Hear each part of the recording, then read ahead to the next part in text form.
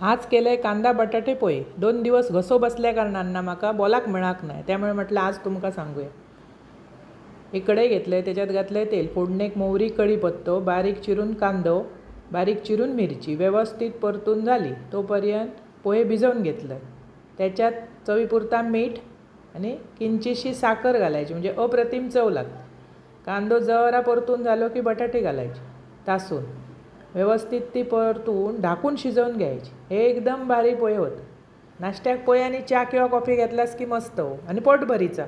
दुपारपर्यंत अजिबात भूक लागणार नाही. आधी जुन्या काळात कसा होता, दिवाळीकच पोहे खाल्ले जायचे. आता तसा नाही. आठवड्यातून एकदा दोनदा पोहे केले जातात. व्यवस्थित कांदो बटाटो शिजलो की हळद घाला, ती परतून घ्या. वरसून घाला पोहे, मस्त परतायचे आणि झाकून वाफ काढायची. मस्त वाफ इली की भारी लागतं. व्यवस्थित ते परता, इतके सुंदर लागतं. बटाटे पोहे सगळ्यांक आवडतं. तो नुसते पोहे खाल्ले की भात केलो म्हणतात, त्याच्यापेक्षा बटाटो घातलो की चव भारी येतात. व्यवस्थित वाफ काढलात की भरपूरशी कोथिंबीर आणि खोबरा घाला. एकदम टेस्टी पोहे बरोबर गरमागरम चहा. नाश्त्याक ह्या भारी. असे करा, खावा, आवडतले तुमकां. आणि आवडल्या चॅनल सबस्क्राईब करा.